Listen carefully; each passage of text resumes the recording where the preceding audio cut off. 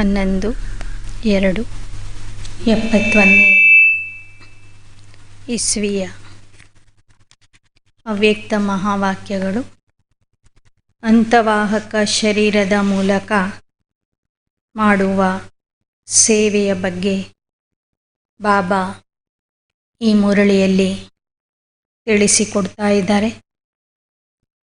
ಶಿವರಾತ್ರಿಯ ಸಮಯದಲ್ಲಿ ನೀವು ತಂದೆಯ ಪರಿಚಯವನ್ನು ಯಾವ ಥರ ಕೊಡಬೇಕು ಅಂತನೂ ಬಾಬಾ ತಿಳಿಸಿಕೊಟ್ರು. ಮಧುಬನ ನಿವಾಸಿಗಳಿಗೆ ಬಾಬಾ ಹೇಳ್ತಾ ಇದ್ದಾರೆ, ಶಿವರಾತ್ರಿಯ ದಿನ ವಿಶೇಷವಾಗಿ ಸಂಜೆ 7 ಗಂಟೆಯಿಂದ 9 ಗಂಟೆಯವರೆಗೆ ತಾವೆಲ್ಲರೂ ಅವ್ಯಕ್ತ ವತನಕ್ಕೆ ಬನ್ನಿ. ಅಲ್ಲಿ ನಾನು ತಮಗೆ ಪ್ರವಾಸ ಮಾಡಿಸ್ತೀನಿ. ಎಲ್ಲ ಕೇಂದ್ರಗಳಲ್ಲಿ ನಡೆಯುವ ಕಾರ್ಯಕ್ರಮಗಳನ್ನು ತೋರಿಸ್ತೀನಿ. ಬಹಳ ಅದ್ಭುತ ಅನುಭವಗಳನ್ನು ಮಾಡಿಸ್ತೀನಿ ಅಂತ ಬಾಬಾ ಮಧುಬನ ನಿವಾಸಿಗಳಿಗೆ ಹೇಳ್ತಾ ಇದ್ದಾರೆ. 7 से 9 शाम को खास याद का ಪ್ರೋಗ್ರಾಮ್ ರಖನಾ. ಸಂಜೆ 7 ಗಂಟೆಯಿಂದ 9 ಗಂಟೆಯವರೆಗೆ ವಿಶೇಷವಾಗಿ ನೆನಪಿನ ಕಾರ್ಯಕ್ರಮವನ್ನು ಇಟ್ಕೊಳ್ಳಿ. ಯೂಂ ತೋ ಸಾರೇ ದಿನ ಕಾ ಹಿ ನಿಮಂತ್ರಣ ದೇ ರಹೆ. ಹಾಗೆ ನೋಡಿದರೆ ಬಾಬಾ ನಿಮಗೆ ಇಡೀ ದಿನವೇ ಅವ್ಯಕ್ತ ವತನಕ್ಕೆ ಬರುವ ನಿಮಂತ್ರಣ ಕೊಡ್ತಾ ಇದ್ದಾರೆ. ಲೇಕಿನ್ ವಿಶೇಷ ಯಹ ಸೈರ್ ಕಾ ಸಮಯ. ಆದರೆ ಸಂಜೆ 7ರಿಂದ 9 ಗಂಟೆಯ ಸಮಯ ಏನಿದೆ, ಇದು ವಿಶೇಷ ಪ್ರವಾಸದ ಸಮಯ ಆಗಿದೆ. ಐಸೆ ಸಮಯ ಪರ್ ಹರೇಕ್ ಯಥಾಶಕ್ತಿ ಅನುಭವ ಕರ್ ಸಕೆ. ಆ ಸಮಯದಲ್ಲಿ ಎಲ್ಲ ಮಕ್ಕಳು ತಮ್ಮ ತಮ್ಮ ಶಕ್ತಿಯ ಅನುಸಾರವಾಗಿ ಅವ್ಯಕ್ತ ವತನದ ಅನುಭವ ಮಾಡಬಹುದು. मधुबन वाले विशेष स्नेही हैं, इसलिए ವಿಶೇಷ ನಿಮಂತ್ರಣ. ಮಧುಬನ ನಿವಾಸಿಗಳು ವಿಶೇಷ ಸ್ನೇಹಿಯಾಗಿದ್ದಾರೆ. ಆದ್ದರಿಂದ ಮಧುಬನ ನಿವಾಸಿಗಳಿಗೆ ವಿಶೇಷ ನಿಮಂತ್ರಣ ಇದೆ. सिर्फ बुद्धि द्वारा अपने इस देह के भान से अलग होकर बैठना. ಕೇವಲ ಬುದ್ಧಿಯ ಮೂಲಕ ನೀವು ಆ ದಿನ ದೇಹದಿಂದ ಭಿನ್ನ ಸ್ಥಿತಿಯಲ್ಲಿ ಕೂತ್ಕೊಳ್ಬೇಕು. ಅಶರೀರಿ ಸ್ಥಿತಿಯ ಅಭ್ಯಾಸ ಮಾಡ್ತಾ ಬಾಬಾ ನೆನಪಲ್ಲಿ ಕೂತ್ಕೊಳ್ಬೇಕು. ಫಿರ್ ಡ್ರಾಮಾ ಮೇ ಜೋ ಅನುಭವ ಹೋನೆ ಹೇ ವಹ ಹೋತೆ ರಹೆ. ನಂತರ ನಾಟಕದಲ್ಲಿ ನಿಮಗೇನು ಅನುಭವ ಆಗೋದಿರ್ತದೆ, ಆ ಅನುಭವ ನಿಮಗೆ ಆಗಿಬಿಡ್ತದೆ. ಸಂದೇಶಿಯೋं के लिए तो साक्षात्कार कॉमन बात, लेकिन बुद्धि द्वारा भी ऐसे अनुभव कर सकते. ಸಂದೇಶ ಪುತ್ರಿಯರಿಗೆ ಸಾಕ್ಷಾತ್ಕಾರ ನೋಡುವುದು ಸಾಧಾರಣ ವಿಚಾರ ಆಗಿದೆ, ಸಾಮಾನ್ಯ ವಿಚಾರ ಆಗಿದೆ. ಆದರೆ ತಾವು ಮಕ್ಕಳು ಯೋಗದ ಸ್ಥಿತಿಯಲ್ಲಿ ಕುಳಿತು ಬುದ್ಧಿಯ ಮೂಲಕನೂ ಸಂದೇಶಿಯರ ಥರನೇ ಅನುಭವ ಮಾಡಬಹುದು. ಇತನಾ ಸ್ಪಷ್ಟ ಹೋಗ ಜೈಸೆ ಇನ್ ಆಂಖೋಂ ಸೆ ದೇಖಾ ಹುವಾ ಅನುಭವ. ಈ ಸಲ ತಾವು ಈ ಅನುಭವ ಮಾಡಿ ನೋಡ್ರಿ. ಕಣ್ಣುಗಳಿಂದ ಹೇಗೆ ಸನ್ಮುಖದಲ್ಲಿ ಇರುವ ದೃಶ್ಯಗಳನ್ನು ಸ್ಪಷ್ಟವಾಗಿ ನೋಡ್ತೀರಿ, ಹಾಗೆ ಸೂಕ್ಷ್ಮ ವತನಕ್ಕೆ ಹೋಗಿ ನಿಮ್ಮ ದಿವ್ಯ ನೇತ್ರದಿಂದ, ಬುದ್ಧಿಯ ನೇತ್ರದಿಂದ ಬಾಬಾ ಏನು ನಿಮಗೆ ತೋರಿಸ್ತಾರೆ ಅದನ್ನು ನೀವು ಸ್ಪಷ್ಟವಾಗಿ ನೋಡಬಹುದು. ತಂದೆಯ ಜೊತೆಗೆ ವಿಶ್ವದ ಪ್ರವಾಸನೆ ಮಾಡಬಹುದು. अच्छा, टीचर्स के साथ मुलाकात. ಮುರಳಿಯ ನಂತರ ಬಾಬಾ ನಿಮಿತ್ಯ ಶಿಕ್ಷಕಿಯರ ಜೊತೆಗೆ ಮಾತಾಡ್ತಾ ಇದ್ದಾರೆ. इस ग्रुप को कौन सा ग्रुप कहे? स्पीकर्स अर्थात स्पीच करने वाले. ಈ ತಂಡಕ್ಕೆ ಯಾವ ತಂಡ ಅಂತ ಹೇಳಬೇಕು. ತಾವೆಲ್ಲರೂ ಭಾಷಣ ಮಾಡುವಂಥವರಾಗಿದೆ. ಅನೇಕರಿಗೆ ಮಾತಿನ ಮೂಲಕ ತಂದೆಯ ಸಂದೇಶ ಕೊಡುವಂಥವರಾಗಿದೆ. ಸ್ಪೀಚ್ ಕೆ ಸಾಥ್ ಸ್ಪೀಡ್ भी है. ಭಾಷಣದ ಜೊತೆಗೆ ಪುರುಷಾರ್ಥದ ವೇಗವೂ ಸಹ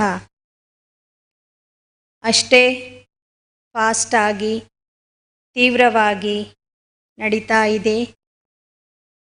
क्योंकि स्पीच के साथ साथ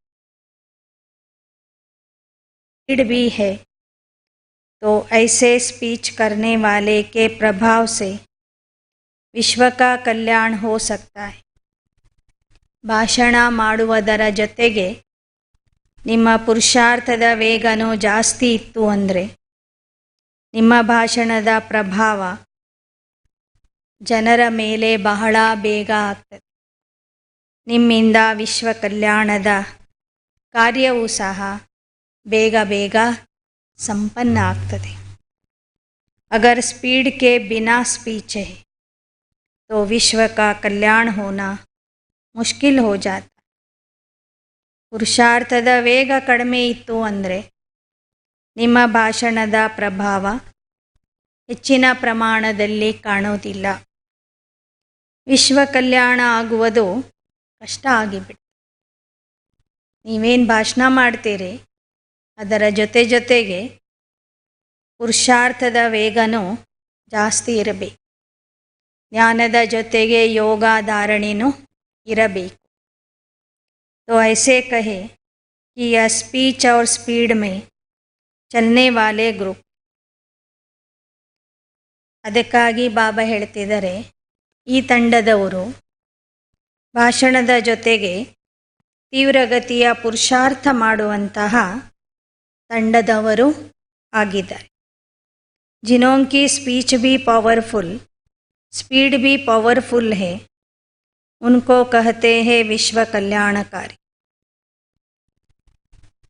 ಯಾರ ಭಾಷಣದಲ್ಲೂ ಶಕ್ತಿ ಇರ್ತದೆ ಮತ್ತು ಪುರುಷಾರ್ಥದ ವೇಗನೂ ಶಕ್ತಿಶಾಲಿ ಇರ್ತದೆ, ಅಂಥವ್ರಿಗೆ ವಿಶ್ವ ಕಲ್ಯಾಣಕಾರಿಗಳು ಅಂತ ಹೇಳಲಾಗ್ತದೆ.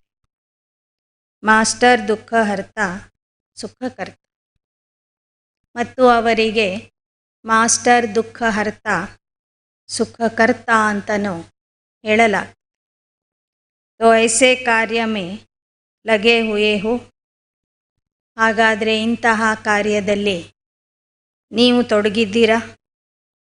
जो दुःखहर्ता सुखकर्ता होता है वह स्वयं इस दुनिया की लहर से भी परे होगा. ಯಾರು ದುಃಖಹರ್ತ ಸುಖಕರ್ತ ಆಗಿರ್ತಾರೆ ಅವರು ಈ ದುಃಖದ ಪ್ರಪಂಚದ ದುಃಖದ ಅಲೆಗಳಿಂದ ನಿರ್ಲಿಪ್ತ ಇರ್ತಾರೆ. और उनकी स्पीच भी दुख की लहर से परे ले जाने वाली होगी. ಮತ್ತು ಅವರು ಮಾಡುವ ಭಾಷಣನು ಜನರಿಗೆ ದುಃಖದ ಅಲೆಗಳಿಂದ ದೂರ ಒಯ್ಯುವಂಥದ್ದಾಗಿರ್ತದೆ. ऐसी स्टेज पर ठहर कर स्पीच करते हो. ಮಾಸ್ಟರ್ ದುಃಖಹರ್ತ ಸುಖಕರ್ತ ಸ್ಥಿತಿಯಲ್ಲಿ ಇದ್ದು ಭಾಷಣ ಮಾಡ್ತೀರಾ? स्पीच तो स्टेज पर ठहर कर की जाती, तो आप किस स्टेज पर ठहर स्पीच करते हो? ಭಾಷಣ ಮಾಡುವಂಥವರು ವೇದಿಕೆಯ ಮೇಲೆ ನಿಂತು ಭಾಷಣ ಮಾಡ್ತಾರೆ. ಹಾಗಾದರೆ ನೀವು ಯಾವ ವೇದಿಕೆಯ ಮೇಲೆ ನಿಲ್ಲಬೇಕು? जो बाहर की बनी हुई स्टेज होती है उस पर. ಹೊರಗಿನ ಸ್ಥೂಲ ವೇದಿಕೆ ಏನಿರ್ತದೆ ಕೇವಲ ಆ ವೇದಿಕೆಯ ಮೇಲೆ ನಿಂತು ಭಾಷಣ ಮಾಡ್ತೀರಾ? स्पीकर को जिस समय कोई स्थूल स्टेज पर जाना होता है तो पहले अपनी स्थिति की स्टेज तैयार है व नहीं यह ಚೆಕ್ करता है. ಭಾಷಣ ಮಾಡುವಂಥವರು ಸ್ಥೂಲವಾದ ವೇದಿಕೆಯನ್ನು ಹತ್ತಿ ಭಾಷಣ ಮಾಡಬೇಕಾದ್ರೆ ಮೊದಲು ಆ ಭಾಷಣ ಮಾಡಲಿಕ್ಕೆ ಅವರು ತಯಾರಿದ್ದಾರೋ ಹೇಗೆ ಅಂತ ನೋಡ್ಕೊಳ್ತಾರೆ. ತಮ್ಮ ಮಾನಸಿಕ ಸ್ಥಿತಿಯನ್ನು ನೋಡ್ಕೊಳ್ತಾರೆ. ऐसे स्टेज पर ठहर स्पीच करने वाले को कहते हैं ಶ್ರೇಷ್ಠ ಸ್ಪೀಕರ್. ಹೊರಗಿನ ವೇದಿಕೆಯ ಮೇಲೆ ನಿಂತು ಭಾಷಣ ಮಾಡುವ ಮೊದಲು ಯಾರು ತಮ್ಮ ಆಂತರಿಕ ಸ್ಥಿತಿಯನ್ನು ಸರಿ ಮಾಡಿಕೊಳ್ತಾರೆ ಅವರಿಗೆ ಹೇಳಲಾಗ್ತದೆ ಶ್ರೇಷ್ಠ ಭಾಷಣಕಾರ. जैसे स्थूल स्टेज को तैयार करने के लिए भी कितना समय और परिश्रम करते. ಸ್ಥೂಲವಾದಂಥ ವೇದಿಕೆ ಅಥವಾ ಸ್ಟೇಜನ್ನು ತಯಾರು ಮಾಡಲಿಕ್ಕೆ ಇಷ್ಟೊಂದು ಸಮಯ ಬೇಕಾಗ್ತದೆ, ಪರಿಶ್ರಮನೂ ಬೇಕಾಗ್ತದೆ. ऐसे ही अपनी स्थिति की स्टेज ಸದೈವ ತಯಾರ್ ರಹೆ. ಹಾಗೆಯೇ ಒಳಗಿನ ಸ್ಥಿತಿಯೂ ಸಹ ಸದಾ ತಯಾರಿರಬೇಕು, ಎವರ್ ರೆಡಿ ಆಗಿರಬೇಕು. उसके लिए भी इतना ही पुरुषार्थ करते हो. ಅದಕ್ಕಾಗಿ ಹೇಗೆ ಹೊರಗಿನ ವೇದಿಕೆ ತಯಾರು ಮಾಡಲಿಕ್ಕೆ ಪರಿಶ್ರಮ ಪಡ್ತೀರಿ, ಸಮಯ ಕೊಡ್ತೀರಿ, ಹಾಗೆ ನಿಮ್ಮ ಆಂತರಿಕ ಸ್ಥಿತಿಯನ್ನು ಸರಿ ಮಾಡಿಕೊಳ್ಳಿಕ್ಕೆ ಪುರುಷಾರ್ಥ ಮಾಡ್ತಿದ್ದೀರಾ. ऐसी पावरफुल स्टेज पर ठहर स्पीच करने वाले का यहाँ आबू में यादगार है. ಯಾರು ಶಕ್ತಿಶಾಲಿ ಸ್ಥಿತಿಯಲ್ಲಿ ಇದ್ದು ಭಾಷಣ ಮಾಡ್ತಾರೆ ಒಂದು ಸ್ಮಾರಕ ಮೌಂಟ್ ಅಬೂದಲ್ಲಿ ಇದೆ. ದಿಲ್ವಾಲಾ ದಿಲ್ವಾಲಾ ತೋ ಯಾದಕಿ ಯಾತ್ರಾ ಕಾ ಯಾದಗಾರ್. ಆಗ ಮಕ್ಕಳು ಬಾಬವ್ರಿಗೆ ಹೇಳಿದರು ದಿಲ್ವಾಡ ಮಂದಿರ ಅಂತ. ಬಾಬಾ ಹೇಳ್ತಾರೆ ದಿಲ್ವಾಡ ಮಂದಿರ ಏನಿದೆ ಅದು ನಿಮ್ಮ ತಪಸ್ಸಿನ ಸ್ಮಾರಕ ಆಗಿ, ನೆನಪಿನ ಯಾತ್ರೆಯ ಸ್ಮಾರಕ ಆಗಿ. ಅದು ಸೇವೆಯ ಸ್ಮಾರಕ ಅಲ್ಲ, ಭಾಷಣದ ಸ್ಮಾರಕನೂ ಅಲ್ಲ. गौमुख देखा है ना, गौमुख किसका यादगार है या मुख का यादगार. ಮೌಂಟ್ ಅಬೂದಲ್ಲಿ ಒಂದು ಗೋಮುಖ ಇದೆ. ಆ ಗೋಮುಖ ಏನಿದೆ ಅದು ನಿಮ್ಮ ಭಾಷಣದ ಸ್ಮಾರಕ ಆಗಿದೆ, ಮುಖದ ಸ್ಮಾರಕ ಆಗಿದೆ. जैसे बाप का यादगार है गौमुख, क्योंकि मुख द्वारा ही सारा स्पष्ट करते, इसलिए मुख का यादगार है. ಹೇಗೆ ಬ್ರಹ್ಮ ತಂದೆಯ ಮುಖಕ್ಕೆ ಶಿವನ ಮುಖ ಅಂತ ಹೇಳಲಾಗ್ತದೆ, ಗೋಮುಖ ಅಂತ ಹೇಳಲಾಗ್ತದೆ. ಯಾಕೆ ಅಂದರೆ ಮುಖದಿಂದನೇ ಜ್ಞಾನ ತಿಳಿಸಲಾಗ್ತದೆ.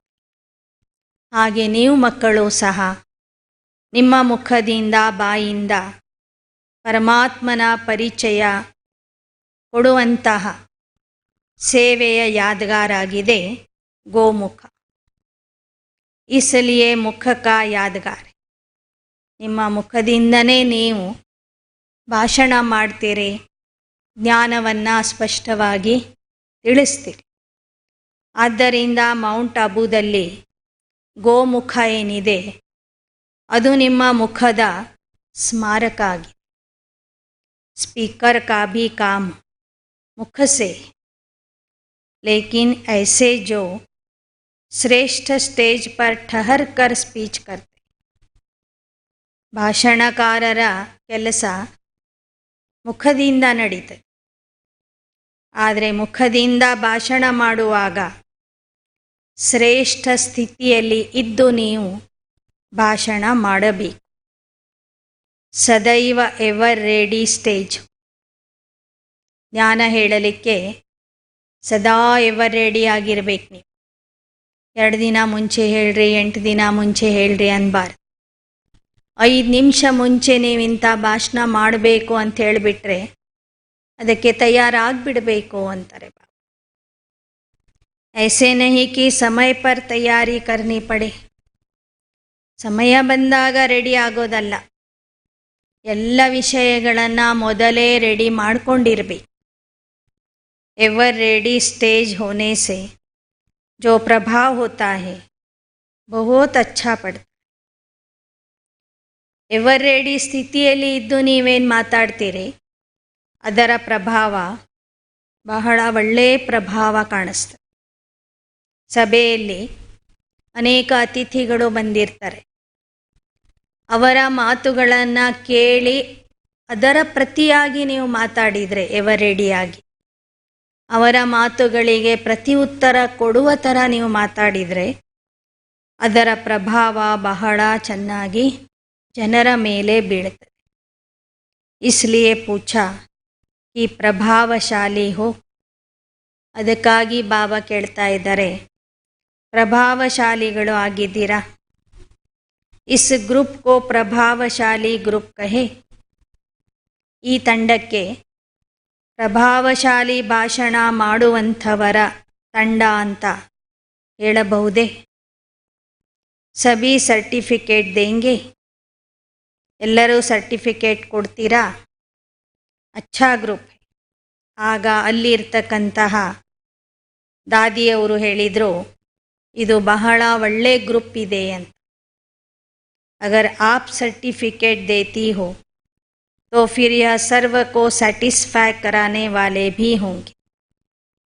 ನೀವೇ ಇವರಿಗೆ ಸರ್ಟಿಫಿಕೇಟ್ ಕೊಡ್ತಾ ಇದ್ದೀರಿ ಅಂದರೆ ಇವರು ಎಲ್ಲರಿಗೂ ಸಮಾಧಾನ. ಶಿಕ್ಷಕಿಯರಿಗೂ ಬಾಬಾ ಪರೀಕ್ಷೆ ಮಾಡ್ತಾರೆ. ಅವರಿಗೂ ಅನೇಕ ಪ್ರಶ್ನೆ ಪತ್ರಿಕೆಗಳು ಬರ್ತವೆ ಅವರ ಮುಂದೆನು. ಟೀಚರ್ ಕಾ ಪೇಪರ್ ಸೂಕ್ಷ್ಮ ವತನ್ ಸೆ ಆತಾ ಹೈ. ಶಿಕ್ಷಕಿಯರ ಪೇಪರ್ಗಳು ಸೂಕ್ಷ್ಮ ವತನದಿಂದ ಬರ್ತವೆ ಅಂತ ಹೇಳ್ತಾರೆ ಬಾಬಾ. ಟೀಚರ್ ಕಾ ಪೇಪರ್ ಕದಂ ಕದಂ ಪರ್ ಹೋತಾ. ಶಿಕ್ಷಕಿಯರ ಪರೀಕ್ಷೆ ಹೆಜ್ಜೆ ಹೆಜ್ಜೆಗೂ ನಡೀತಿರ್ತದೆ. ಜೋ ಭಿ ಕದಂ ಉಠಾತೆ ಹೋ ವ ಐಸಾ ಹಿ ಸಮಜ್ಕರ್ ಉಠಾನಾ ಚಾಯ್. ಯಾವುದೇ ಹೆಜ್ಜೆಯನ್ನು ಇಡ್ತೀರಿ ಅಂದರೆ ವಿಚಾರ ಮಾಡಿ, ಮುಂದಾಲೋಚನೆ ಮಾಡಿ ನೀವು ಹೆಜ್ಜೆಯನ್ನು ಇಡಬೇಕು. ಈ ಪೇಪರ್ ಹಾಲ್ ಮೇ ಬೈಠ್ಕರ್ ಕದಂ ಉಠಾತಿ ಹೂಂ. ಪರೀಕ್ಷೆಯ ಸಭಾಗೃಹಕ್ಕೆ ಹೋದ ನಂತರ ನಾನು ಯೋಚನೆ ಮಾಡ್ತೀನಿ, ಹೆಜ್ಜೆ ಇಡ್ತೀನಿ ಅಂದರೆ ನಡೆಯೋದಿಲ್ಲ. ಕ್ಯೋಂಕಿ ಸ್ಪೀಕರ್ ಅರ್ಥಾತ್ ಸ್ಟೇಜ್ ಪರ್ ಬೈಠೆ. ಭಾಷಣಕಾರರು ಅಂದರೆ ಸದಾ ಅವರು ವೇದಿಕೆಯ ಮೇಲೆ ಇದ್ದಾರೆ ಅಂತ ತಿಳ್ಕೋಬೇಕು. जो सामने स्टेज पर होता है उसके ऊपर सभी की नज़र होती. ಯಾರು ಎಲ್ಲರ ಮುಂದೆ ವೇದಿಕೆಯ ಮೇಲೆ ಕುಳಿತಿರ್ತಾರೆ ಅವರ ಕಡೆಗೆ ಎಲ್ಲ ಪ್ರೇಕ್ಷಕರ ದೃಷ್ಟಿ ಇರ್ತದೆ. आप लोग भी ऊंची स्टेज पर बैठे. ಹಾಗೆ ನೀವೆಲ್ಲ ಬಾಬೋರ್ ಮಕ್ಕಳು ವಿಶೇಷ ವೇದಿಕೆಯ ಮೇಲೆ ಇದ್ದೀರಿ. ಅದರಲ್ಲೂ ನಿಮಿತ್ತ ಶಿಕ್ಷಕಿಯರು ಅಂದರೆ ಎಲ್ಲರ ದೃಷ್ಟಿಯಲ್ಲಿ ಇದ್ದೀರಿ.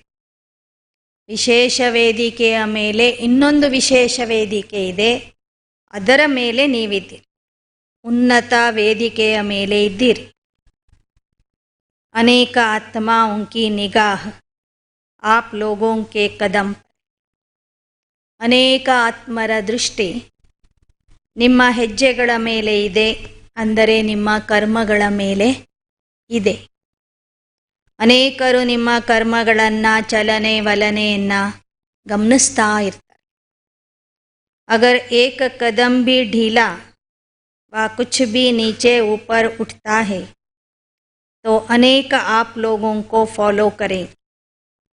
ಒಂದು ವೇಳೆ ನಿಮಿತ್ತ ಶಿಕ್ಷಕಿಯರು ಹೆಜ್ಜೆಗಳನ್ನು ಹೆಚ್ಚು ಕಡಿಮೆ ಇಟ್ಬಿಟ್ರೆ ಅಥವಾ ನಿಮ್ಮ ಸ್ಥಿತಿ ಮೇಲೆ ಕೆಳಗೆ ಮಾಡಿಕೊಂಡ್ರೆ ನಿಮ್ಮ ವಿದ್ಯಾರ್ಥಿಗಳ ಸ್ಥಿತಿಯೂ ಸಹ ಅದೇ ಥರ ಆಗಿಬಿಡ್ತದೆ. ನಿಮಗೆ ಅನುಕರಣೆ ಮಾಡುವಂಥವರ ಸ್ಥಿತಿನೂ ಅದೇ ಥರ ಆಗ್ತದೆ. इसलिए टीचर्स को जो भी कदम उठाना है वह ऐसा सोच कर उठाना है. ಅದಕ್ಕಾಗಿ ಶಿಕ್ಷಕಿಯರು ನೀವು ಯಾವುದೇ ಹೆಜ್ಜೆಯನ್ನು ಇಡುವಾಗ ವಿಚಾರ ಮಾಡಿ ಹೆಜ್ಜೆಯನ್ನು ಇಡಬೇಕು. क्योंकि ताजधारी बने होना ताज कौन सा मिला है. ನೀವೆಲ್ಲರೂ ಕಿರೀಟಧಾರಿಗಳಾಗಿದ್ದೀರಿ. ನಿಮಗೆ ಯಾವ ಕಿರೀಟ ಕೊಟ್ಟಿದ್ದಾರೆ ಬಾಬಾ? ಯಾವ ಕಿರೀಟ ಸಿಕ್ಕಿದೆ ನಿಮಗೆ? ಜಿಮ್ಮೇವಾರಿ ಕಾ ತಾಜ್, ವಿಶ್ವ ಸೇವೆಯ ಜವಾಬ್ದಾರಿಯ ಕಿರೀಟ ಬಾಬಾ ನಿಮಿತ್ಯ ಶಿಕ್ಷಕಿಯರಿಗೆ ಕೊಟ್ಟಿದ್ದಾರೆ. ಜಿತನಿ ಬಡಿ ಜಿಮ್ಮೇವಾರಿ ಉತನಾ ಬಡಾ ತಾಜ್. ಎಷ್ಟು ದೊಡ್ಡ ಜವಾಬ್ದಾರಿಯನ್ನು ನೀವು ವಹಿಸ್ಕೊಳ್ತೀರಿ ಅಷ್ಟೇ ನಿಮಗೆ ಭವಿಷ್ಯದಲ್ಲಿ ದೊಡ್ಡ ಕಿರೀಟ ಪ್ರಾಪ್ತಿಯಾಗ್ತದೆ. तो जो बड़ी जिम्मेवारी मिली हुई है तो अपने को ऐसे निमित्त बने हुए समझकर फिर कदम उठाओ. ನಿಮಗೇನು ದೊಡ್ಡ ಜವಾಬ್ದಾರಿ ಬಾಬಾ ಕೊಟ್ಟಿದ್ದಾರೆ, ಆ ಜವಾಬ್ದಾರಿಯನ್ನು ನಿಭಾಯಿಸಲಿಕ್ಕೆ ನಾವು ನಿಮಿತ್ತ ಆಗಿದ್ದೇವೆ ಎನ್ನುವುದನ್ನು ನೆನಪಿಟ್ಕೊಂಡು ಒಂದೊಂದು ಹೆಜ್ಜೆಯನ್ನು ಇಡ್ತಾ ಹೋಗ್ರಿ. ಅಭಿ ಅಲ್ಬೇಲಾಪನ್ ನಹಿ, ಈಗ ಯಾವುದೇ ರೀತಿಯ ಹುಡುಗಾಟಿಕೆ, ನಿರ್ಲಕ್ಷ್ಯ, ಅಲಕ್ಷ್ಯ ನೀವು ಮಾಡಬಾರದು. ताजवा तख्तधारी बनने के बाद अलबेलापन समाप्त हो जाता है. ಯಾವುದೇ ಒಬ್ಬ ರಾಜಕುಮಾರನಿಗೆ ಪಟ್ಟಾಭಿಷೇಕ ಮಾಡಿದ ನಂತರ ಯಾವಾಗ ಅವನಿಗೆ ಕಿರೀಟ ತೊಡಿಸ್ತಾರೆ, ಸಿಂಹಾಸನದ ಮೇಲೆ ಕೂಡಿಸ್ತಾರೆ, ಆಗ ಅವನ ಬಾಲ್ಯದ ಹುಡುಗಾಟಿಕೆ ನಿಂತೋಗ್ತದೆ. ಅಲ್ಬೇಲಾಪನ್ ಅರ್ಥಾತ್ ಪುರುಷಾರ್ಥಮೇ ಅಲ್ಬೇಲಾ. ಇಲ್ಲಿ ಹುಡುಗಾಟಿಕೆ ಅಂದರೆ ಏನು? ಪುರುಷಾರ್ಥದಲ್ಲಿ ಹುಡುಗಾಟಿಕೆ ಮಾಡೋದು, ಪುರುಷಾರ್ಥಕ್ಕೆ ಅಲಕ್ಷ್ಯ ಮಾಡೋದು, ಸಡಿಲಾಗೋದು ಪುರುಷಾರ್ಥದಲ್ಲಿ. इस ग्रुप को सदैव यह समझना चाहिए कि जो भी कदम व कर्म होता है वह हर कर्म विश्व के लिए एक एग्जाम्पल बन करके रहे. ಸದಾ ನೆನ್ಪಿಟ್ಕೊಳ್ಳಿ, ನೀವು ಯಾವ ಹೆಜ್ಜೆಯನ್ನು ಇಡ್ತೀರಿ, ಯಾವ ಕರ್ಮವನ್ನು ಮಾಡ್ತೀರಿ, ಆ ಕರ್ಮ ವಿಶ್ವದ ಮುಂದೆ ಉದಾಹರಣೆ ಆಗ್ತಾ ಇದೆ, ಮಾದರಿ ಆಗ್ತಾ ಇದೆ. क्योंकि आप लोगों के इन कर्मों का कहानियों के रूप में यादगार बने. ತಾವು ಜವಾಬ್ದಾರಿ ವಹಿಸಿಕೊಂಡಿರುವಂತಹ ನಿಮಿತ್ತ ಶಿಕ್ಷಕಿಯರು ಸಂಗಮ ಯುಗದಲ್ಲಿ ಯಾವ ಕರ್ಮಗಳನ್ನು ಮಾಡ್ತೀರಿ, ಆ ಕರ್ಮದ ಚರಿತ್ರೆ ಕಥೆಗಳ ರೂಪದಲ್ಲಿ ನಿರ್ಮಾಣ ಆಗ್ತದೆ. ಭಕ್ತಿ ಮಾರ್ಗದ ಎಲ್ಲ ಕಥೆಗಳು ಸಂಗಮ ಯುಗದಲ್ಲಿ ನೀವು ಮಾಡಿದ ಕರ್ಮಗಳ ಚರಿತ್ರೆ ಆಗಿದೆ, ವರ್ಣನೆ ಆಗಿದೆ. आप लोगों के यह ಚರಿತ್ರ ಗಾಯನ ಯೋಗ್ಯ ಬನ್ನಿ. ನೀವು ಮಾಡುವ ಒಂದೊಂದು ಕರ್ಮ, ನಿಮ್ಮ ಒಂದೊಂದು ಚರಿತ್ರೆಯೂ ಸಹ ಗಾಯನ ಯೋಗ್ಯ ಆಗ್ತದೆ. ಭಕ್ತರು ಅದರ ಬಗ್ಗೆ ವರ್ಣನೆ ಮಾಡ್ತಾರೆ, ಗಾಯನ ಮಾಡ್ತಾರೆ, ಕೀರ್ತನೆಯ ರೂಪದಲ್ಲಿ ಅದನ್ನು ಹಾಡ್ತಾರೆ. ನಿಮ್ಮ ಕರ್ಮಗಳನ್ನು, ನಿಮ್ಮ ವರ್ತನೆಯನ್ನು, ನಿಮ್ಮ ಚರಿತ್ರೆಯನ್ನು ಹಾಡೋದ್ರಲ್ಲಿ, ಕೇಳೋದ್ರಲ್ಲಿ ತಮ್ಮ ಭಾಗ್ಯ ಅಂತ ಅನುಭವ ಮಾಡ್ತಾರೆ. ಇತನಿ ಜಿಮ್ಮೇವಾರಿ ಸಮಜ್ಕರ್ ಚಲ್ತೆ ಹೋ. ಗಾಯನ ಯೋಗ್ಯ, ಮಹಿಮಾ ಯೋಗ್ಯ, ಪೂಜೆಗೆ ಯೋಗ್ಯ ಕರ್ಮಗಳನ್ನು ನಾನು ಮಾಡಬೇಕು ಎಂಬ ಜವಾಬ್ದಾರಿಯನ್ನು ನೆನ್ಪಿಟ್ಕೊಂಡು ನಡೀತಾ ಇದ್ದೀರಾ? यह इस जिम्मेवार ग्रुप की विशेषताएं. ಇದು ಈ ನಿಮಿತ್ತ ಜವಾಬ್ದಾರ ಮಕ್ಕಳ, ಜವಾಬ್ದಾರಿ ವಹಿಸಿಕೊಂಡಿರುವಂತಹ ಮಕ್ಕಳ ವಿಶೇಷತೆ ಆಗಿದೆ. जो जितना जिम्मेवार उतना ही हल्का भी रहे. ಲೌಕಿಕದಲ್ಲಿ ಜವಾಬ್ದಾರಿ ಜಾಸ್ತಿ ಇತ್ತು ಅಂದರೆ ತಲೆ ಭಾರ ಆಗ್ತದೆ, ಟೆನ್ಷನ್ ಆಗ್ತದೆ. ಇಲ್ಲಿ ಎಷ್ಟು ದೊಡ್ಡ ಜವಾಬ್ದಾರಿಯನ್ನು ವಹಿಸ್ಕೊಳ್ತೀರಿ ಅಷ್ಟೇ ಬಾಬಾ ನಿಮಗೆ ಹಗೂರ ಮಾಡಿಬಿಡ್ತಾರೆ. ಈ ಜವಾಬ್ದಾರಿಯಿಂದ ಹಗೂರತೆಯ ಅನುಭವ ಮಾಡ್ತೀರಿ ಅಂತ ಬಾಬಾ ಹೇಳ್ತಿದ್ದಾರೆ. ಓಂ ಶಾಂತಿ. ಇವತ್ತಿಗೆ 11/2/71 ತಾರೀಕಿನ ಮುರಳಿ ಮುಗೀತು. ಓಂ ಶಾಂತಿ.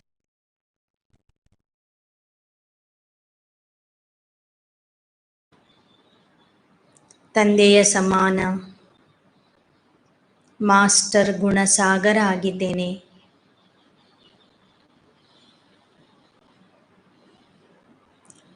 ನನ್ನ ಈ ಸೂಕ್ಷ್ಮ ಶರೀರದ ರೋಮ ರೋಮದಲ್ಲಿ ಆ ಸರ್ವಶಕ್ತಿಗಳು ಹಾಗೂ ಗುಣಗಳ ಸಂಚಾರ ಆಗುತ್ತಿದೆ. ಸರ್ವಶಕ್ತಿಗಳು ಹಾಗೂ ಗುಣಗಳಿಂದ ನಾನು ಭರ್ಪೂರ ಆತ್ಮ ಆಗಿದ್ದೇನೆ.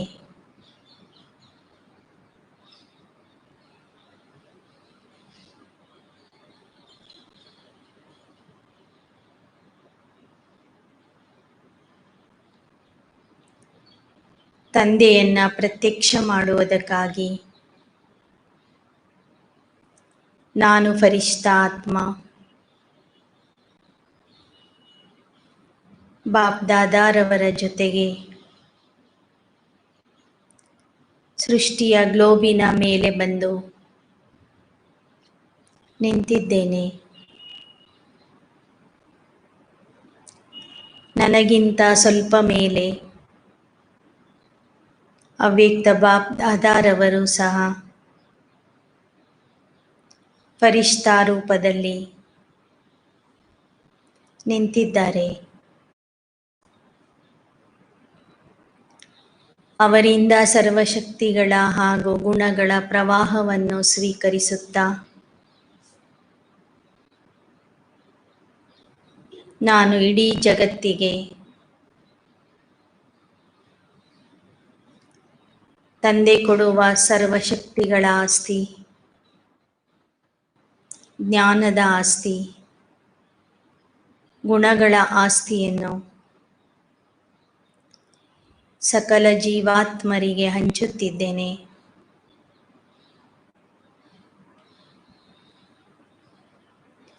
ಸರ್ವರಿಗೂ ತಂದೆಯಾದಂತಹ ಆ ಪರಮಾತ್ಮನ ಪರಿಚಯ ಕೊಡುವುದಕ್ಕಾಗಿ ನಾನು ನಿಮಿತ್ತ ಆಗಿದ್ದೇನೆ.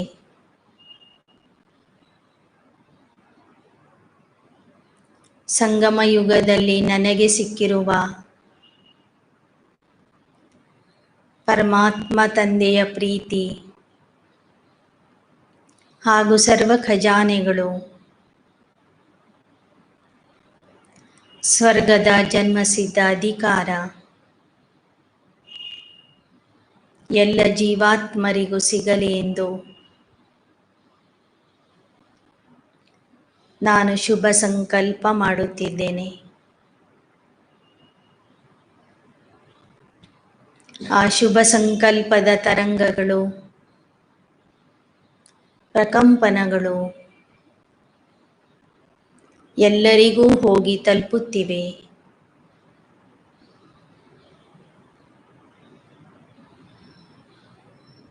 ಎಲ್ಲರೂ ತಂದೆಯನ್ನು ಗುರುತಿಸಲು, ತಂದೆಯ ಪರಿಚಯವನ್ನು ತಿಳಿದುಕೊಳ್ಳಲು ನನ್ನ ಹತ್ತಿರ ಬರುತ್ತಿದ್ದಾರೆ.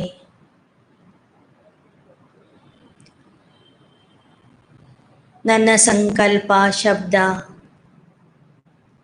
ವರ್ತನೆ, ಕರ್ಮಗಳ ಮೂಲಕ ಪರಮಾತ್ಮ ತಂದೆಯನ್ನು ಗುರುತಿಸ್ತಾ ಇದ್ದಾರೆ. ನನ್ನ ಮೂಲಕ ನಾನು ಆ ತಂದೆಯನ್ನು ಪ್ರತ್ಯಕ್ಷ ಮಾಡುತ್ತಿದ್ದೇನೆ. ಸಾಕ್ಷಾತ್ ತಂದೆಯ ಸಮಾನ ಆಗಿ ಸಾಕ್ಷಾತ್ಕಾರ ಮೂರ್ತಿಯಾಗಿದ್ದೇನೆ.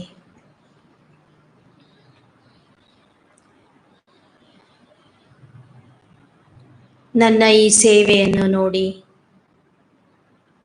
ಬಾಪ್ ದಾದಾರವರು ಸಹ ಅತ್ಯಂತ ಹರ್ಷಿತರಾಗುತ್ತಿದ್ದಾರೆ.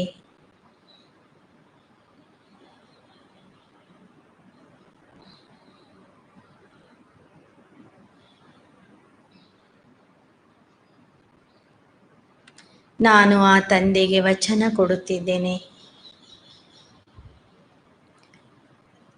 5000 ವರ್ಷಗಳ ನಂತರ ಸಿಕ್ಕಿರುವಂತಹ ಹೇ ತಂದೆಯೇ, ಸಂಗಮ ಯುಗದ ಕೊನೆಯವರೆಗೂ ನಾನು ನಿನ್ನ ಸಂಗ ಹಾಗೂ ಕೈಯನ್ನು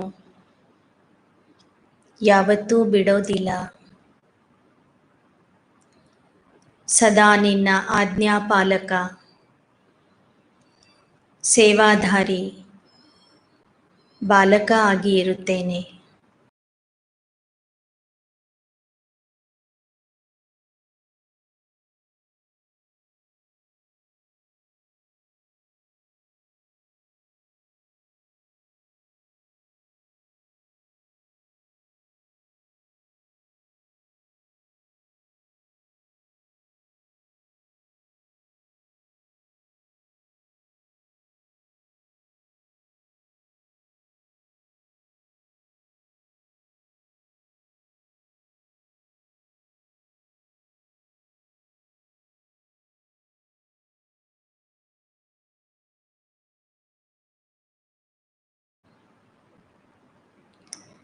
ನಿನ್ನ ಹೆಸರಿಗೆ ಹಾಗೂ ನಿನ್ನ ಕರ್ತವ್ಯಕ್ಕೆ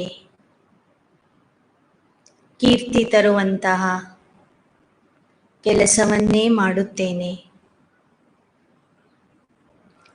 ನಾನು ನಿನ್ನ ಕುಲದೀಪಕ ಆಗಿ ತೋರಿಸುತ್ತೇನೆ.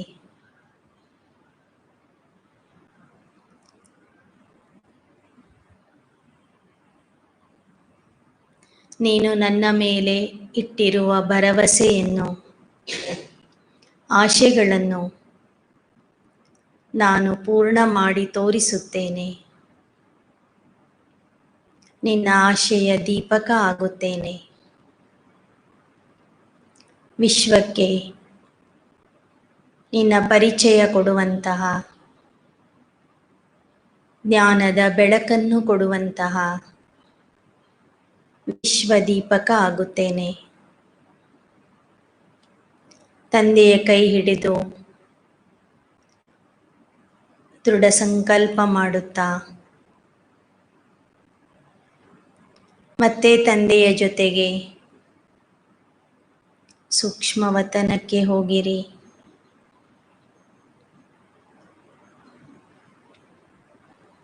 ಈಗ ನಾನು ಆ ತಂದೆಯನ್ನ ನನ್ನ ಪ್ರೀತಿಯ ತಾಯಿಯ ರೂಪದಲ್ಲಿ ನೋಡುತ್ತಿದ್ದೇನೆ.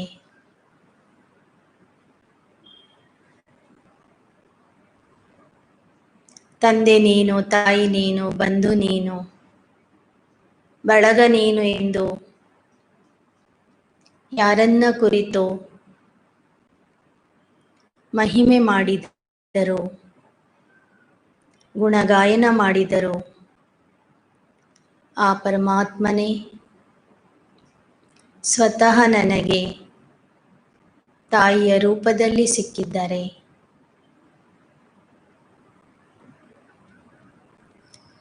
ಐದು 5000 ವರ್ಷಗಳಿಂದ ಅಗಲಿದ ಮಗು ನಾನು.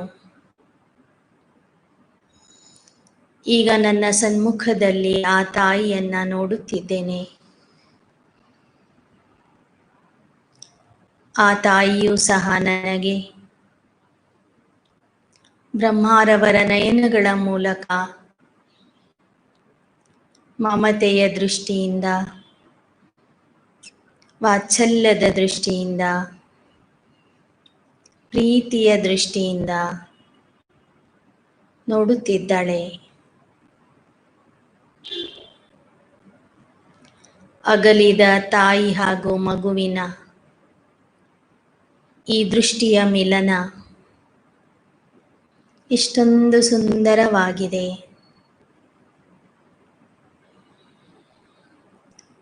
ನಾನು ನನ್ನ ತಾಯಿಯನ್ನ ಪ್ರೀತಿಯಿಂದ ಅಪ್ಪಿಕೊಳ್ಳುತ್ತಿದ್ದೇನೆ. ನನ್ನ ತಾಯಿ ಶಿವಬಾಬಾ ಬ್ರಹ್ಮರವರ ಮೂಲಕ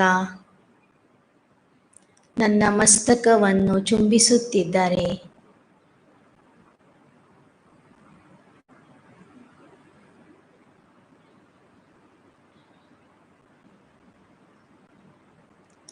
ತಾಯಿಯ ಸ್ಪರ್ಶದಿಂದ ನನ್ನ ರೋಮ ರೋಮವು ಪುಳಕಿತ ಆಗಿದೆ. ಆನಂದ ಬಾಷ್ಪಗಳು ನನ್ನ ನಯನಗಳಿಂದ ಉದುರುತ್ತಿವೆ. ನನ್ನ ತಾಯಿ ಶಿವಬಾಬಾ ಬ್ರಹ್ಮರವರ ಕೈಯಿಂದ ನನ್ನ ಆನಂದ ಬಾಷ್ಪಗಳನ್ನು ವರಿಸುತ್ತಿದ್ದಾರೆ. ನನ್ನನ್ನು ನೋಡಿ ತಾಯಿಗೂ ಸಹ ಅಪಾರ ಖುಷಿ ಹಾಗೂ ಸಂತೋಷ ಆಗಿದೆ. ನನ್ನ ತಾಯಿ ಶಿವಬಾಬಾ ಬ್ರಹ್ಮರವರ ಮೂಲಕ ನನಗೆ ಹೇಳುತ್ತಿದ್ದಾರೆ,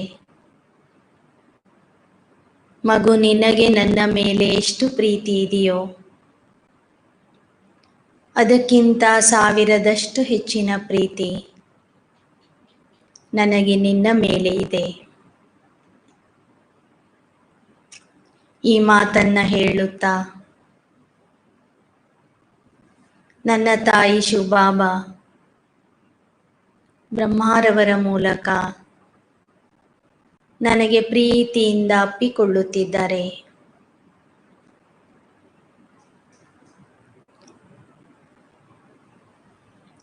ತನ್ನ ಮೃದುವಾದ ಹಸ್ತಗಳನ್ನು ಸೆರಗಿನ ರೂಪದಲ್ಲಿ ನನಗೆ ಹೊದಿಸುತ್ತಿದ್ದಾರೆ.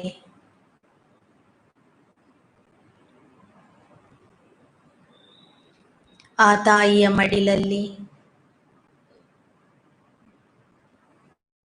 ನಾನು ಪ್ರೀತಿಯ ಮಮತೆಯ ಅನುಭವ ಮಾಡುತ್ತಿದ್ದೇನೆ. ಜನ್ಮ ಜನ್ಮಾಂತರದಿಂದ ದೇಹಧಾರಿ ತಾಯಿಗಳಿಂದ ಪಾಲನೆಯನ್ನು ಪಡೆದೆ. ಆದರೆ ಸಂಗಮ ಯುಗದಲ್ಲಿ ಸರ್ವಾತ್ಮರಿಗೂ ತಂದೆಯಾದಂತಹ ಸರ್ವಶಕ್ತಿವಂತ ಸರ್ವಗುಣಸಾಗರ ಸರ್ವೋಚ್ಚ ಶಕ್ತಿಯಾಗಿರುವಂತಹ ಭಾಗ್ಯವಿಧಾತ ಸೃಷ್ಟಿಕರ್ತ ಆಗಿರುವಂತಹ ಪರಮಾತ್ಮನೇ ನನಗೆ ತಾಯಿಯ ರೂಪದಲ್ಲಿ ಸಿಕ್ಕಿದ್ದಾರೆ. ನಾನು ಎಂತಹ ಭಾಗ್ಯಶಾಲಿ ಮಗು ಆಗಿದ್ದೇನೆ. ಈ ತಾಯಿಯೇ ನನಗೆ ಪ್ರಥಮ ಗುರು ಆಗಿದ್ದಾರೆ. ಪ್ರಥಮ ಪಾಠ ಕಲಿಸಿದ್ದಾರೆ. ನೀನು ದೇಹ ಅಲ್ಲ, ಆತ್ಮ ಎಂದು ಶಿಕ್ಷಣ ಕೊಡುತ್ತಾ ನಥಿಂಗ್ ನ್ಯೂ ಎಂಬ ಪಾಠ ಕಲಿಸುತ್ತಾ ಈ ತಾಯಿ ನನ್ನನ್ನು ಪುರುಷಾರ್ಥದ ಮಾರ್ಗದಲ್ಲಿ ಮುಂದುವರಿಸುತ್ತಾ ಇದ್ದಾರೆ. ನನ್ನಿಂದ ಆಗುವ ಸಣ್ಣ ಪುಟ್ಟ ತಪ್ಪುಗಳಿಗೆ ವಿಶಾಲ ಹೃದಯದಿಂದ ನನಗೆ ಕ್ಷಮಿಸುತ್ತಾರೆ. ಒಂದು ವೇಳೆ ನಾನು ಜಾರುವಂಥ ಪ್ರಸಂಗ ಬಂದರೆ ಮೊದಲೇ ನನ್ನ ಕೈ ಹಿಡಿದು ನನ್ನನ್ನು ಎಬ್ಬಿಸುತ್ತಾರೆ. ಆಧಾರ ಕೊಟ್ಟು ನಡೆಸುತ್ತಾರೆ. ಜನ್ಮ ಜನ್ಮಾಂತರದಿಂದ ಏಳುತ್ತಾ ಬೀಳುತ್ತಾ ವಿಕಾರದ ಮಣ್ಣಿನಲ್ಲಿ ಆಟ ಆಡುತ್ತಾ ನಾನು ಮಲಿನನಾಗಿದೆ.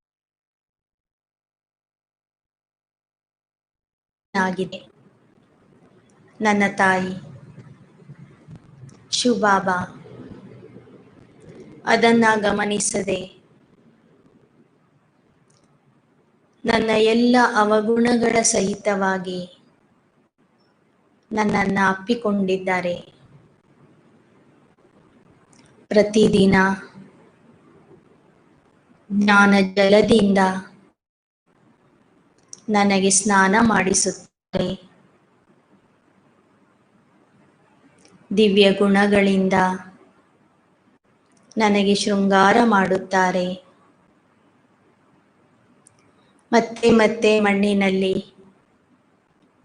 ಆಟ ಆಡಲು ಹೋಗಬೇಡ ಎಂದು ಎಚ್ಚರಿಕೆ ಕೊಡುತ್ತಾರೆ.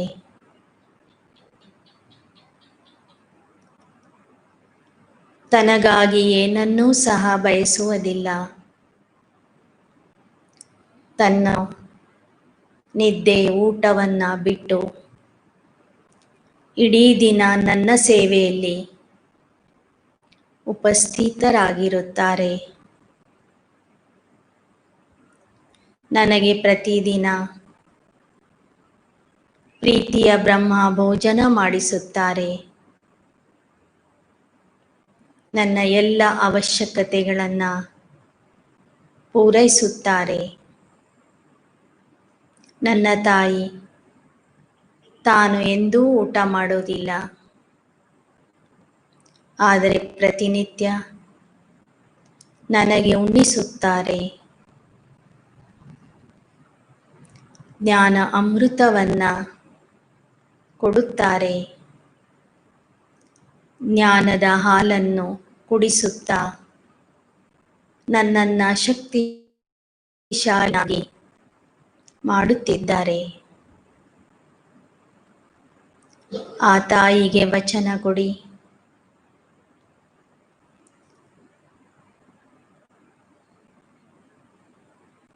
ನಾನು ನಿನ್ನ ಕೈಯನ್ನು ಸಂಗಮ ಯುಗದ ಕೊನೆಯವರೆಗೂ ಬಿಡೋದಿಲ್ಲ. ನಿನ್ನ ಪಾಲನೆಗೆ ಪ್ರತಿಯಾಗಿ ನಿನ್ನನ್ನು ಈ ಜಗತ್ತಿನಲ್ಲಿ ಪ್ರತ್ಯಕ್ಷ ಮಾಡುವಂತಹ ಸೇವೆಯಲ್ಲಿ ನಾನು ನಿರತ ಆಗುತ್ತೇನೆ.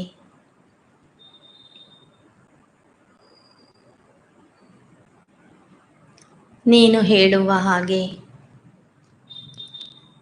ನಾನು ಮತ್ತೆ ದೇಹ ಅಭಿಮಾನದ ಮಣ್ಣಿನಲ್ಲಿ ಆಟ ಆಡಲು ಹೋಗುವುದಿಲ್ಲ. ನೀನು ಬಯಸಿದ ಹಾಗೆ ಪ್ರತಿದಿನ ನಾನು ನಿನ್ನಿಂದ ಜ್ಞಾನ ಸ್ನಾನವನ್ನ ಮಾಡಿಸಿಕೊಂಡು ಸಂಪೂರ್ಣ ಪವಿತ್ರ ಆತ್ಮ, ಪರಿಶುದ್ಧ ಆತ್ಮ ಆಗುತ್ತಾ ಹೋಗುತ್ತೇನೆ. ಮತ್ತೆ ಮತ್ತೆ ವಿಕಾರಗಳ ಮಣ್ಣಿನಲ್ಲಿ ಬಿದ್ದು ಕೊಳಕಾಗುವುದಿಲ್ಲ.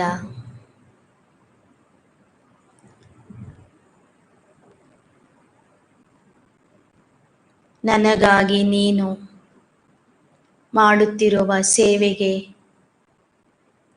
ನಾನು ಎಷ್ಟು ಧನ್ಯವಾದಗಳನ್ನು ಹೇಳಿದರೂ ಸಾಲದು.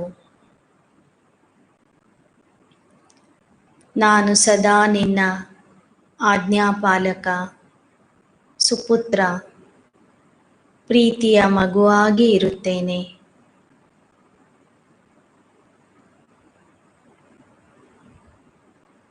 ನೀನು ಕೊಡುತ್ತಿರುವ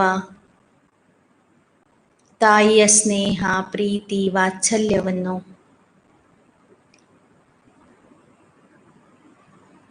ಹಾಗೂ ಜ್ಞಾನಾಮೃತವನ್ನು ಇಡೀ ಜಗತ್ತಿಗೆ ಹಂಚುತ್ತೇನೆ. ನಾನು ಸದಾ ನಿನ್ನ ಛತ್ರಛಾಯೆಯಲ್ಲಿ ಸುರಕ್ಷಿತವಾಗಿ ಇರುತ್ತೇನೆ. ನಿನ್ನ ವರದಾನಿ ಹಸ್ತಗಳೇ ನನ್ನ ರಕ್ಷಣೆಯ ಛತ್ರಛಾಯೆಯಾಗಿದೆ. ನಾನು ಸದಾ ನಿನ್ನ ಮಡಿಲಿನಲ್ಲಿ ಇರುವಂತಹ,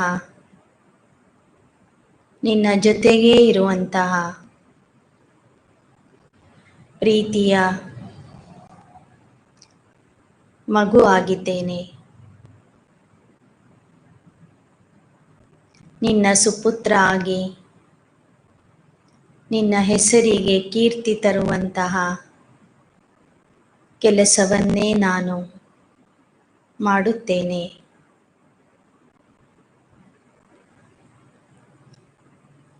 ಹೀಗೆ ತಾಯಿಗೆ ವಚನ ಕೊಡುತ್ತಾ ನೀವು ಹಾಗೂ ಬಾಪ್ ದಾದಾರವರು ಫರಿಷ್ಠಾ ರೂಪಧಾರಿಯಾಗಿ ಸೃಷ್ಟಿಯ ಗ್ಲೋಬಿನ ಮೇಲೆ ಬಂದು ನಿಂತ್ಕೊಳ್ಳಿ. ಬಾಪ್ ದಾದಾರವರಿಂದ ಸುಖ, ಶಾಂತಿ, ಪ್ರೀತಿ, ವಾತ್ಸಲ್ಯ, ಮಮತೆ ಹಾಗೂ ಸರ್ವಶಕ್ತಿಗಳ ಪ್ರವಾಹ ನನ್ನಲ್ಲಿ ಬರುತ್ತಿದೆ. ನಾನು ಆ ಸರ್ವಶಕ್ತಿಗಳನ್ನು ಹಾಗೂ ಪರಮಾತ್ಮ ತಾಯಿಯ ರೂಪದಲ್ಲಿ ಕೊಡುತ್ತಿರುವಂತಹ ಆತ್ಮಿಕ ಸ್ನೇಹ, ಪ್ರೀತಿಯನ್ನು ನಾನು ಜಗತ್ತಿನ ಎಲ್ಲ ಆತ್ಮರಿಗೆ ಹಂಚುತ್ತಿದ್ದೇನೆ. ನಿಮ್ಮ ಸಂಪರ್ಕದಲ್ಲಿರುವಂತಹ ಅನಾಥ ಮಕ್ಕಳನ್ನು ನಿಮ್ಮ ಸನ್ಮುಖದಲ್ಲಿ ಮರ್ಜ್ ಮಾಡಿಕೊಳ್ಳಿ. ಅನಾಥರು ಅಂದರೆ ಪರಮಾತ್ಮನ ಪರಿಚಯ ಇಲ್ಲದೆ ಇರುವಂತಹ ಹಾಗೂ ತಂದೆ ತಾಯಿಯ ಪ್ರೀತಿಯನ್ನು ಅನುಭವ ಮಾಡದೇ ಇರುವಂತಹ ಆತ್ಮರನ್ನ ನಿಮ್ಮ ಸನ್ಮುಖದಲ್ಲಿ ಮರ್ಜ್ ಮಾಡಿಕೊಳ್ಳಿ. ಲೌಕಿಕದಲ್ಲಿ ತಂದೆ ತಾಯಿಯನ್ನ ಕಳೆದುಕೊಂಡಿರುವಂತಹ ಆತ್ಮರನ್ನ ಇಮರ್ಜ್ ಮಾಡಿಕೊಳ್ಳಿ. ಆ ಪರಮಾತ್ಮ ತಾಯಿಯ ಪ್ರೀತಿ, ಸ್ನೇಹ, ಸುಖ, ಶಾಂತಿ ಹಾಗೂ ಸರ್ವಶಕ್ತಿಗಳನ್ನು ಆ ಎಲ್ಲ ಆತ್ಮರಿಗೂ ಕೊಡುತ್ತಾ ಹೋಗ್ರಿ.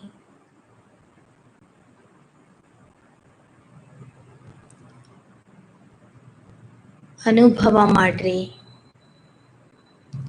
ನಿಮ್ಮ ದೃಷ್ಟಿಯ ಮೂಲಕ ನಿಮ್ಮ ಸುತ್ತಲಿರುವ ಆತ್ಮರಿಗೆ ಜಗದಂಬೆಯ ಸಾಕ್ಷಾತ್ಕಾರ ಆಗುತ್ತಿದೆ. ಅವರು ನಿಮ್ಮನ್ನ ಜಗನ್ಮಾತೆಯ ರೂಪದಲ್ಲಿ ನೋಡುತ್ತಿದ್ದಾರೆ. ನಿಮ್ಮಿಂದ ತಾಯಿಯ ಪ್ರೀತಿ, ವಾತ್ಸಲ್ಯ, ಮಮತೆಯನ್ನು ಹಾಗೂ ಸರ್ವಶಕ್ತಿಗಳನ್ನು ಅನುಭವ ಮಾಡುತ್ತಿದ್ದಾರೆ. ನಿಮ್ಮ ಪರಿಚಯದ ಬಂಧುಗಳನ್ನು, ಸಂಪರ್ಕದಲ್ಲಿ ಇರುವ ಆತ್ಮರನ್ನ ಸನ್ಮುಖದಲ್ಲಿ ಇಮರ್ಜ್ ಮಾಡಿ.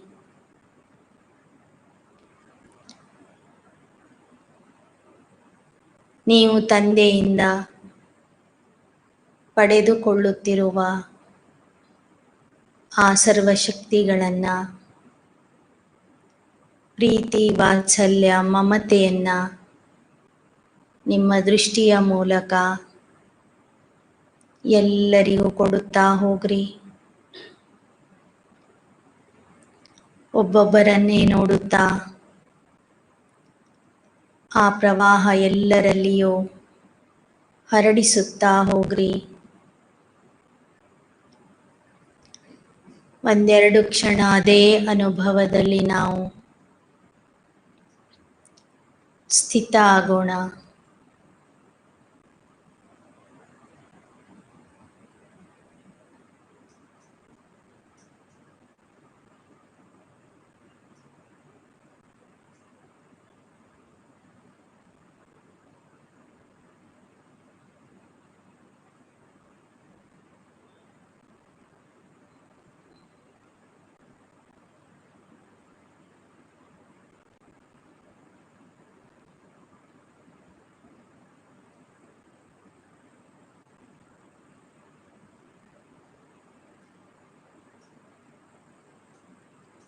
ಸಂಗಮ ಯುಗದಲ್ಲಿ ನನಗೆ ಸಿಕ್ಕಿರುವಂತಹ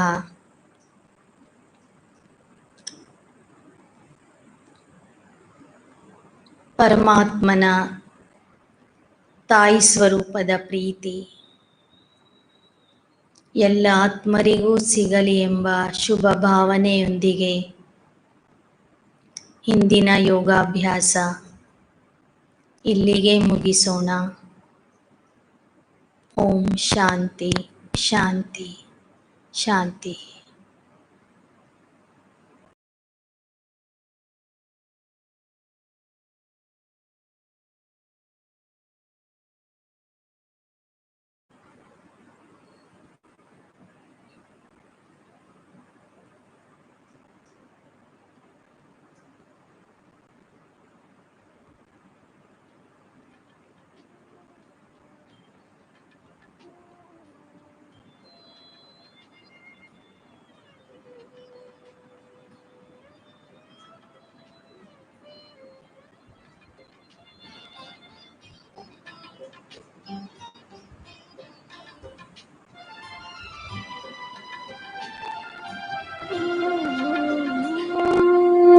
ತಂದೆಯು ನೀನೇ, ತಾಯಿಯು ನೀನೇ, ಬಂಧುವು ನೀನೇ, ಬಳಗವು ನೀನೇ.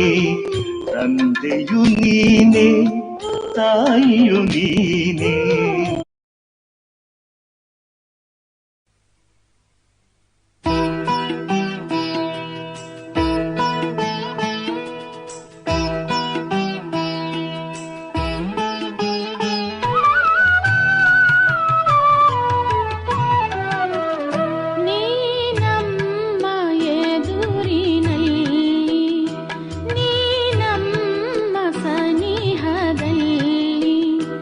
ಓ